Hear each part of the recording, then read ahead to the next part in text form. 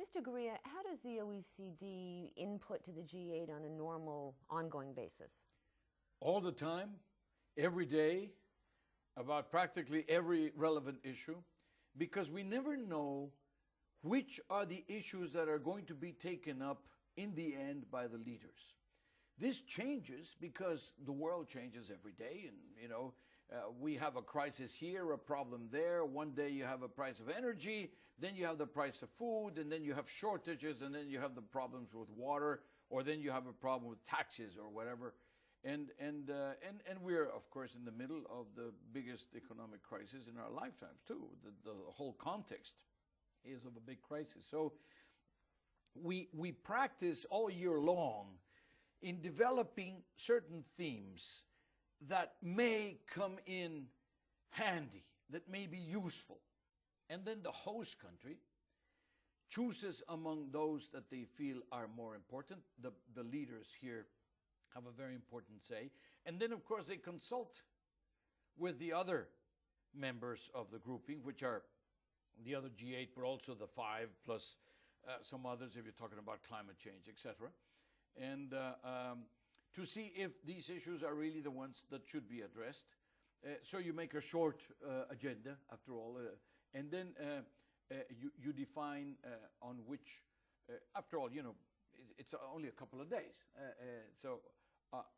And these are the world leaders. So their span of attention is limited to certain issues. You have to cover the whole agenda in a couple of days, and these are the most burning issues of the world. And with the Italian presidency, with L'Aquila, what's the OECD's input this time? Well, we have been working on what we call the whole of government approach to development. That means making every penny count and taking account of all the areas of government when you're looking at the development issue: aid for development, aid for trade, aid effectiveness, the predictability of aid, etc. We're looking at issues that have to do with scarcity of food, scarcity of water, scarcity of oil. In general, a world that is being challenged by increases in population, by natural phenomena like droughts, etc., but also by mismanagement and by even speculation in financial markets. We have been looking at tax issues, because taxes are very important for developing countries to mobilize their own domestic savings, but also because in the present crisis we have to make an effort to get every penny that is out there possible. Therefore, fight what I would call the darker side of globalization. The tax evasion and the question of bribery, corruption, but also the bright side of the clean agenda, meaning the green growth agenda, for which the OECD just got a mandate in its Ministerial Council meeting, and which we are going to contribute to the agenda that the leaders are going to be discussing on this issue.